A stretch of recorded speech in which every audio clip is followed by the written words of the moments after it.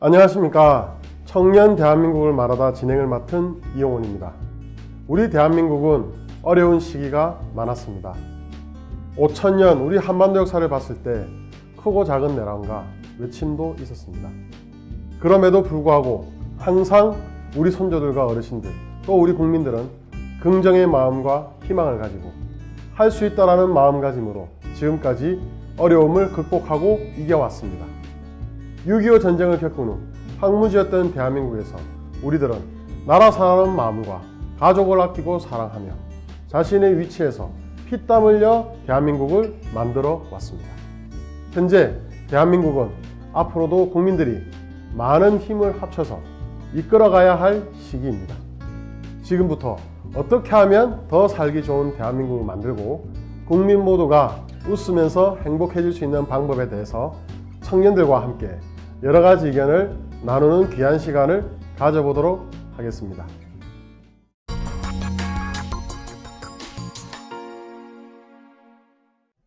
안녕하십니까. 청년 대한민국을 말하다 진행을 맡은 이용훈입니다. 오늘도 이 귀한 자리를 와주신 분 계십니다. 우리 대통령이석 청년위원회 위원 여명 의원님 나오셨습니다. 네, 안녕하세요. 여명입니다. 반갑습니다. 그리고 우리 여의도 연구원 제 자문위원을 역임하신 이상혁 위원님. 네, 안녕하세요. 이상혁입니다. 안녕하십니까. 오늘은 저기 청년이 바라보는 관점에서 일자리에 대해서, 대한민국 일자리에 대해서 이야기를 좀 나누고 싶습니다. 항상 보면 청년들이 일자리가 없다, 그리고 취업률이 높아지고 있다, 그렇죠. 이런 이야기를 합니다. 그리고 또 이런 분들도 이야기가 있어요. 70년대, 80년대 어른들이 바라보는 그 당시의 경제 성장률과 두 자릿대의 경제 성장률과 지금의 경제 성장률은 또 다르다. 그렇기 때문에 취업의 자리도 더 없고 취업의 기회도 어려워지고 있는 건 사실이다. 이런 거에 대해서 어떻게 바라보십니까? 여명 의원님? 경제 성장을, 고도 성장을 할 시기가 있었잖아요. 뭐 그런 때는 저희 어머니, 아버지 세대 말씀만 들어봐도 서울에 있는 대학만 나와도 취직이 가능했다라고 하는데 지금은 청년들이 되게 많이 취직에 어려움을 겪고 있는 건 사실입니다. 근데 이게 문제는 청년들이 다 대학을 가는 시대잖아요. 모든 청년들이 거의 열에 9은 대학을 가고 있는데 이게 대학을 졸업한 다음에 갈 일자리가 없는 거예요. 그러니까 기업이 제공할 수 있는 일자리는 한계가 있는데 청년들은 대학을 나와야지만 갈 수 있는 일자리들을 찾고 있으니까 이게 미스매칭이 상당히 많이 벌어지고 있다고 생각을 합니다. 이 부분에 대해서 제가 하나 여쭙고 싶은 부분은 청년들이 그런 말도 합니다. 아니 부모님께서 학교 때 대학만 가라. 대학 가면 걱정하지 말고 공부만 열심히 해라. 그럼 취직이라든지 여러 가지 부분에서 문제가 없을 거다. 왜? 그 당시만 해도 부모님들이 바라보는 관점에서 너희들 내처럼 열심히 하고 이렇게 하면 대학만 가면 취직할 수 있어. 이런 생각했는데 어떻습니까? 점점 경제 성장률이 이제 낮아지고 있으면서 취업도 문턱이 높아지고 있으니까 이제 청년들은 그런 부모 불만도 하는 거예요. 근데 어떻습니까? 이상혁 의원님, 부모 탓만 해야 될까요? 부모 불만만 문제가 있을까요? 아무래도 우리 주변의 어떤 뭐 환경, 시스템이나 인프라 부분도 좀 짚어봐야 된다고 보여져요. 방금 여명 위원님께서 말씀하신 것처럼 우리나라는 학업에서 그 다음 취업으로 연계되는 상황 속에서 대학 진학률이 70%가 넘어가고 또한 전 세계에 유례없는 공채 시스템이 있지 않습니까? 대기업 공채 시스템으로는 현재 어떤 4년제 혹은 2년제 이상의 대학을 졸업하는 대학생들에 대해서 그 유입 대비 공급 수요를 지금 매칭을 맞추기가 굉장히 힘든 상황이에요. 특히나 청년 같은 경우는 매년 10%, 11%, 12% 실업률은 올라가고 있고 특히나 20대에 국한돼서는 비정규직을 좀 더 포함한다고 한다면 통계에 체감 실업률이 70%까지도 올라간다는 보도도 있어요. 굉장히 심각하다고 보여지죠. 어떻습니까? 이게 세계적인 추세가 있다고 좀 보지는 않으시나요? 왜냐면은 기계화되고 있고 또 일자리 뭐 이렇게 사람 인력이라든지 이런 부분들은 또 덜 필요로 하게 되고 왜냐하면 주변 선진국들 봐도 일본 같은 경우도 청년 실업률이 높고 하는데 이게 어떤 세계적인 추세라고 보십니까? 아니면 우리나라만이 가지고 있는 그런 거라고 보십니까? 분명 글로벌 어떤 스탠다드와도 굉장히 흐름이, 플로우가 비슷하다고 보여지는데 이는 뭐 산업화 이후에 정부화로 들어오면서 많은 이제 어떤 일자리들이 뭐 기계가 대신하게 되고 컴퓨터가 대신하게 되고 이런 부분이 비단 우리나라뿐만이 아니라 5년, 10년 전에 일본이라든가 독일 그리고 불과 얼마 전까지 미국에서도 굉장히 큰 현장 문제로서 우리가 이제 인식할 때 경제 문제라고 한다면 항상 영순위로 일자리 문제를 생각 안 할 수가 없게 됐죠, 이제. 그런데 이 기계화가 사람의 일자리를 뺏는다는 것도 어쩌면 편견일 수 있겠다는 생각이 들었는데 예. 제가 얼마 전에 베트남에 있었던 공장을 갔었는데 10,000명 규모의 종업원들이 일을 하고 있더라고요. 예. 그런데 그분들이 다 이미 기계화가 일어날 대로 일어났는데 사람이 할 수밖에 없는 일들을 그만큼 많은 사람들이 일을 하고 있더라고요. 그래서 기계화라는 것이 옛날에는 숙련된 기능공들만 일할 수 있던 일을 이젠 숙련되지 않은 사람들도 누구나 일할 수 있게 만들어주는 것이 아닌가라는 생각이 들었어요.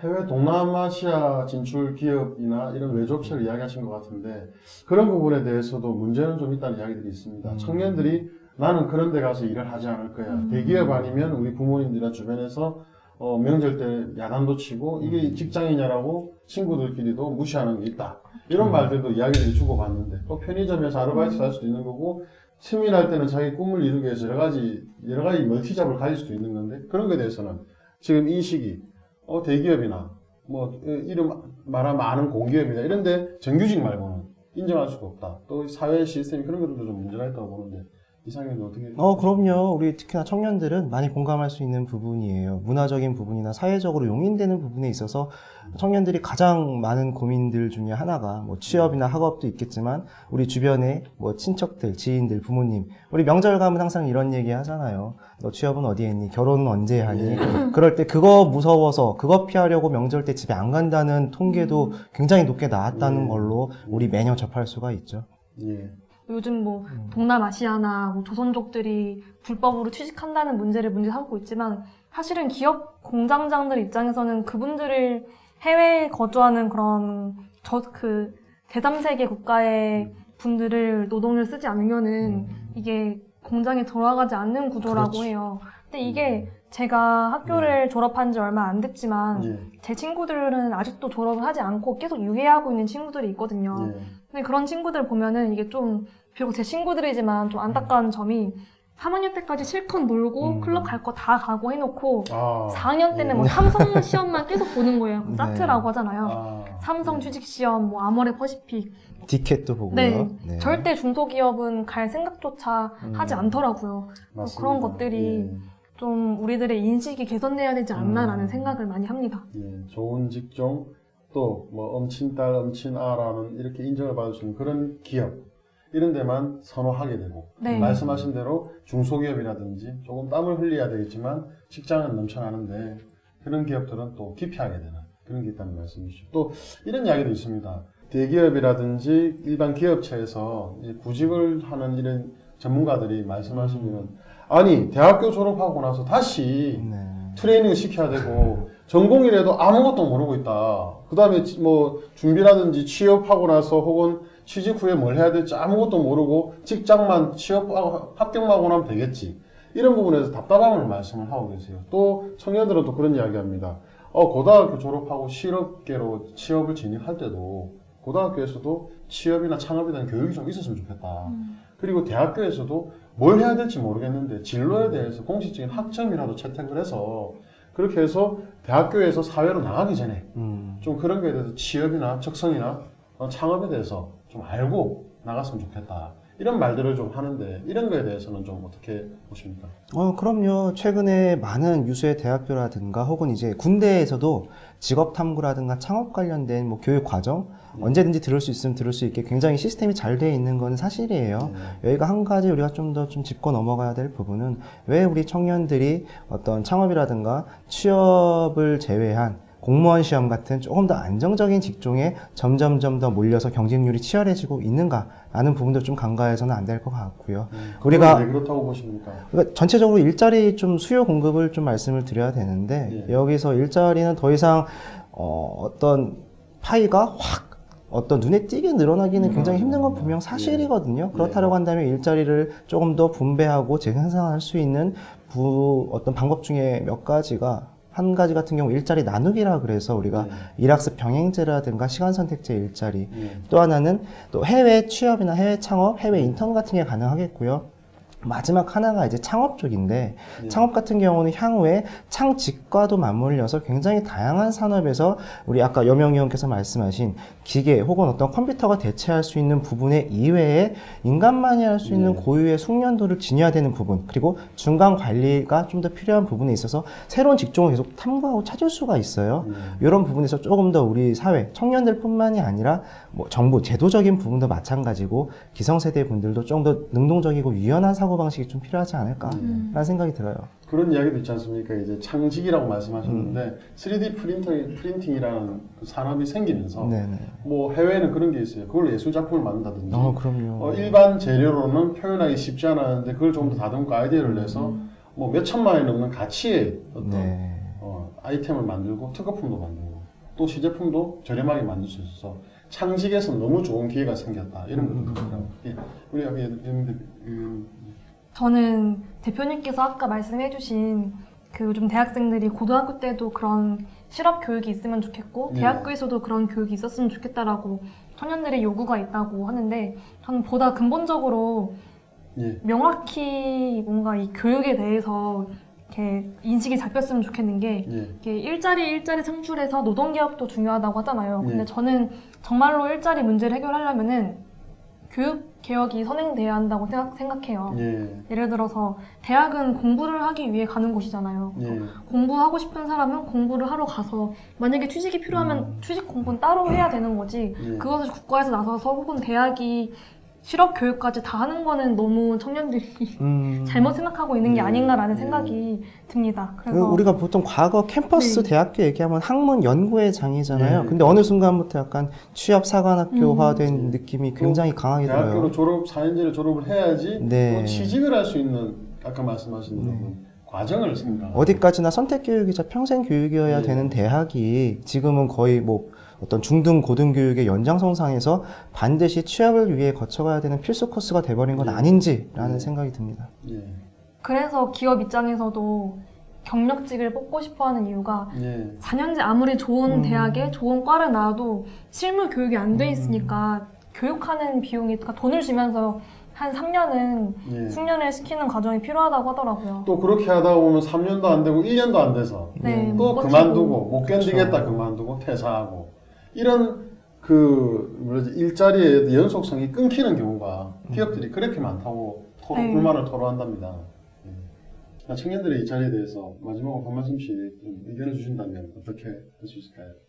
우리 청년들 저는 뭐 마음가짐도 마음가짐이라고 보여지는데 굉장히 우리 청년들 현장에서 많이 만나보면 밝고 능동적이고 굉장히 도전 정신이 굉장히 강하게 느껴지고 있어요. 저도 마찬가지고 제 주위 사람들만 그런지 모르겠는데 예. 저는 분명 긍정적인 어떤 희망의 어떤 변곡점이 분명히 있을 거라고 보여져요. 비단 지금만 힘든 게 아니라 항상 과거도 그랬고 미래도 그랬고 힘든 시기만큼이나 좋은 시기도 항상 있었는데 예. 우리가 지금 어떤 또 특정 시대적인 흐름의 변곡점에 맞춰서 우리 청년들이 조금 더 찾아가서 나아갈 일을 찾게 되면 그리고 거기에 대한 전문성에 대해서 조금 더 노력을 하게 된다면 분명 자연스럽게 일자리 문제도 해결되지 않을까라는 생각이 드네요. 네.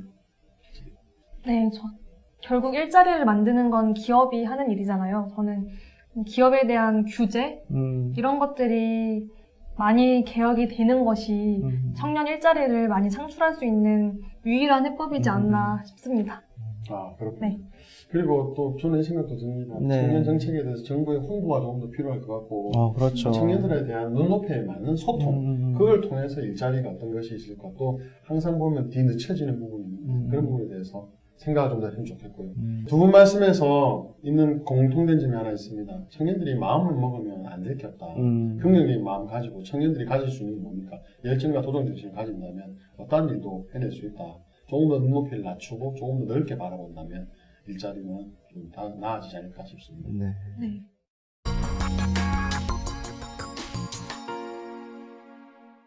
예, 그리고 청년 일자리 이외에 또 우리 대한민국 일자리 중요한 부분을 차지하는 부분들이 있습니다. 점점 이제 이슈가 되고 점점 더 늘어나게 될 텐데 경력 단절과 여성 일자리 그리고 어떻습니까? 노년 일자리. 그렇죠. 이게 청년 일자리 이외의 대한민국의 많은 비중을 차지하고 있는 일자리입니다.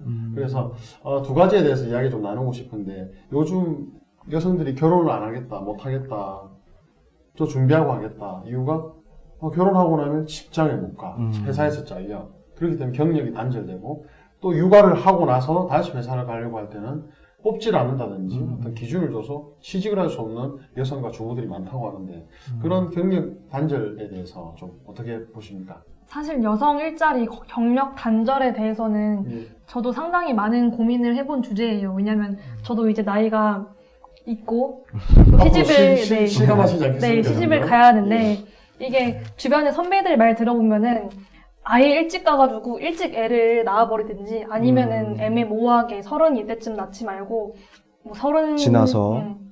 좀 많이 지나서 중후반쯤 낳아라. 왜냐면 한참 커리어를 쌓아야 될 나이에는 돈도 모인 것이 없고 그렇다고 뭐 패기로운 20대도 아니고 해서 힘든 점이 많다고 하더라고요.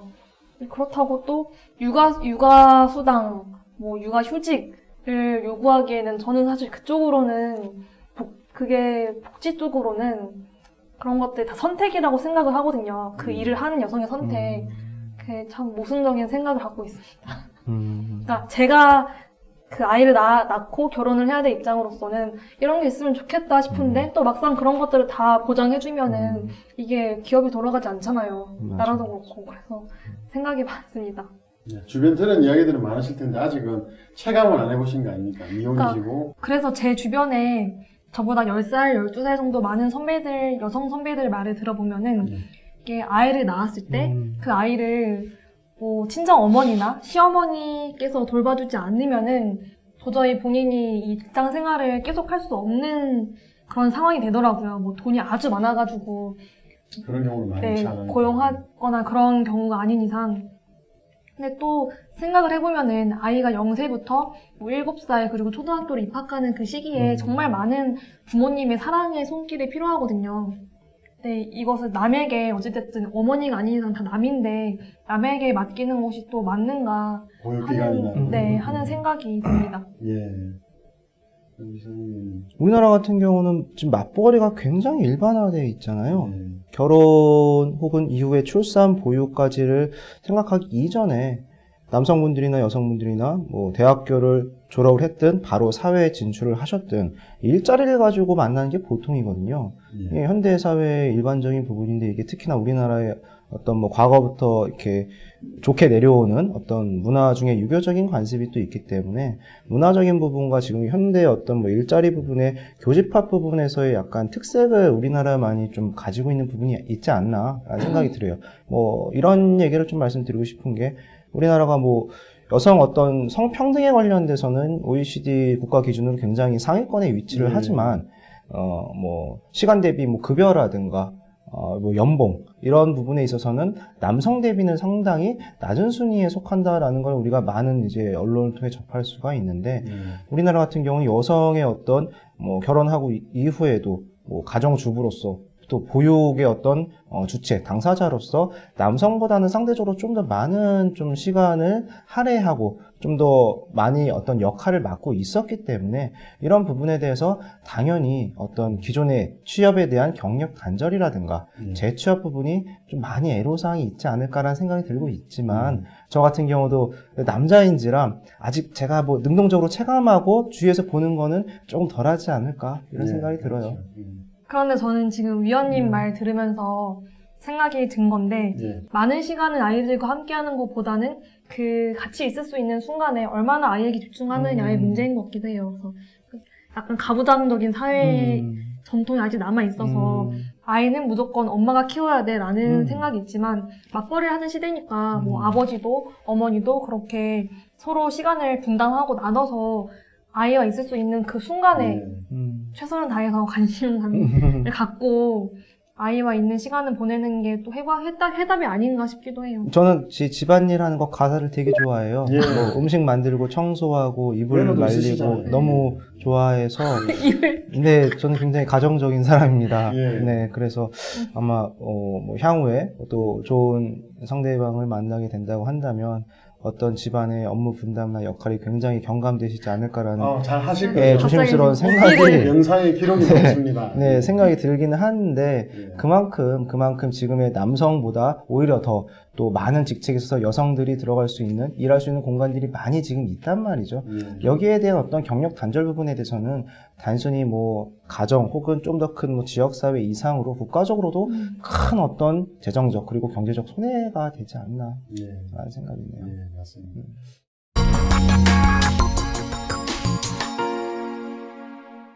그리고 한 가지가 이런 게 있어요.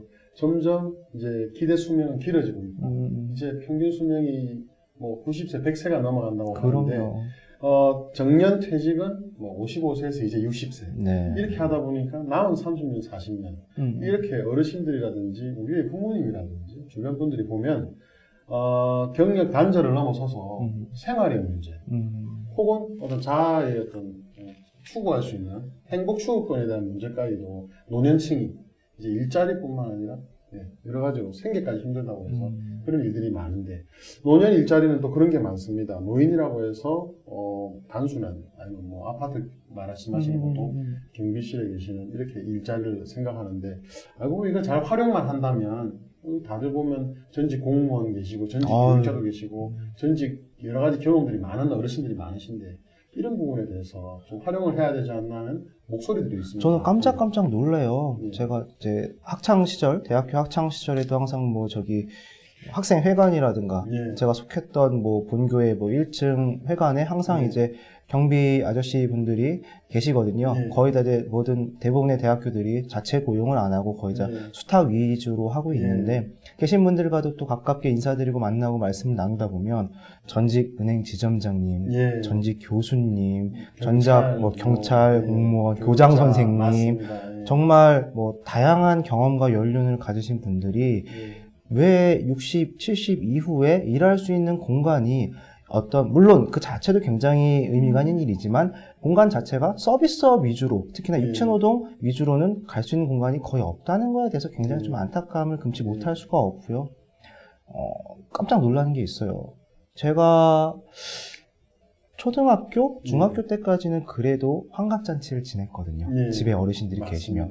지금은 환갑잔치 먼저 말씀드리면 화내세요. 앞으로 내가 절반 살아서 살 날이 더 많이 남았는데 환갑은 무슨, 그거는 뭐 조선시대 때나 하는 거 아니냐 이렇게 말씀을 하시거든요. 그만큼 평균 연령이 굉장히 늘어났다는 건 우리가 충분히 감안을 해야 돼요. 그리고 인생 이모작이라고 해서 다시 어떤 기회라도 일을 준다면 일을 하고 싶은 어르신들이 많은데, 이런 제안도 저는 들었어요. 주민센터도 있고 각 시도별로 여러 가지 센터들이 많은데, 거기에 전문가, 거기에 강사, 혹은 거기에 자문위원, 자문관, 이런 식으로 해서 각 분야에서 은퇴를 하신 어르신들을 모시고, 어르신들이 그런 말씀, 일을 하는 게 더 만족스럽지 페이나 이런 건 옛날 생각 안 하고 있다. 그런 거에 대해서 일자리나 기회가 더 많았으면 좋겠다. 그런 거에 대해서 존중도 해줬으면 좋겠다. 이런 말들도 있거든요. 어떻게 보십니까? 사실 노년층에 접어드신 분들이 도움을 필요로 하는 것이 아니라 도움이 되고 싶어 하시는 분들이 훨씬 많으시거든요. 일본 같은 경우는 노령화가 상당히 오래전부터 급속하게 진행되어 있던 국가다 보니까 이 재취업에 대한 개념이 되게 활발하게 논의되고 있고 실제로도 그렇게 진행이 되고 있거든요. 그래서 우리나라도 이 먼저의 선례를 갖고 있는 이웃 국가들을 모티브 삼아서 재취업의 개념이 국민들한테 인식될 수 있도록 그런 인식 전환 운동 같은 것도 일어나야 되고. 인식 전환 운동? 네. 그리고 그 상당히 많은 뭐 교수님들이나 아니면 은퇴한 선생님들 되게 공부를 많이 하시는 분들이 계시잖아요. 그래서 그런 분들을 뭔가 박물관에서 큐레이터로 기능을 할 수 있는 분들도 많으시겠고. 컨설팅도 할 수 있고. 그렇죠. 우리 예전에 얼마 전에 나온 영화도 보면 그 항상 재능을 가지신 어르신들이 인턴으로 영화 주제로 나오시는 분들, 굉장히 경험과 연륜을 전해줄 수 있는 게 엄청나게 많잖아요. 청년들에게 가르침을 주는 역할로 나오시는 분들이 있는데, 그런 인적 자산이 아니겠습니까? 그럼요. 재산이. 맞습니다. 노년층과 청년층의 어떤 일자리에 대해서 우리가 많이 또 어떤 갈등적인 부분, 대립적인 부분으로 시선을 바라보는 분들도 분명히 많이 계세요. 그렇습니다. 이런 부분을 조금 더 유연한 사고방식으로 돌려서 바꿔보면은 오히려 노후에 어떤 일자리를 준비하시는 분들이나 혹은 많은 또 사회 참여를 지속적으로 능동적으로 원하시는 분들 같은 경우는 반대로 청년들이 어떤 취업 준비라든가 창업 준비에 있어서 바로 사회에 던져졌을 때 많은 애로사항들에 대해서 우리가 자문, 아까 말씀하셨듯이 컨설턴트도 구하고 그렇습니다. 예. 역할적인 부분이 조금 더 우리가 같이 상생해서 갈 수 있는 길이 있다고 예. 한다면은 아까 우리가 앞서 청년 문제도 말씀하셨던 일자리 문제도 굉장히 새로운 해법을 모색할 수 있지 않을까. 정말 현실성 있는 네, 청년 네. 멘토링이잖아요. 네, 그죠? 그런 예. 부분이 네. 있어요. 이게 또 청년들이 잘 생각해야 될 것이 절대 이게 장년층, 노년층이랑 일자리를 두고 싸우는 게 아니라 어쩌면은 지금 현재 우리가 노년층의 재취업이라든지 그런 문제에 관심을 갖는 것이 우리의 노후에 투자를 하는 거예요. 왜냐면은 그렇습니다. 점점 우리도 인구가 새로 태어나는 영아의 비율이 줄어들고 있잖아요. 어차피 한 몇십 년 후에는 우리가 뭐 나이가 들어서도 일을 해야 될 수밖에 없는 상황이 올 텐데 세금 부담은 더 많아질 그렇죠. 것이죠. 네, 그 상황을 어떻게 타개할 것인가는 지금 이 중장년 일자리나 노인들의 재취업에 관해서 많은 관심을 기울이는 것이 정답인 것 같습니다. 네. 그러면 이렇게 정리할 수 있겠습니다. 청년들의 일자리 부분도 그렇고 노인들의 일자리 부분도 그렇고 서로 간에 뺏고 뺏는 싸움이 아니고 서로 간에 새로 만들어낼 수도 있고 서로 네. 나눌 수도 있고 서로 도와줄 수도 있는 서로 도와야 되는 그런 역할과 관계가 필요한 네. 것이고 그리고 여성이라든지 노인들에 대한 어떤 경력 단절에 대해서 다시 재취업이라든지 이런 부분에 대해서도 재능을 살려서 국가에 기여할 수 있고 청년 취업에 기여를 할 수 있고 여러 가지 부분에서 창업에서도 그렇지만 멘토링을 해주는 이런 문화가 생기고 그런 것들이 또 인식이 깔렸으면 좋지 않을까 하는 생각을 해봅니다. 네.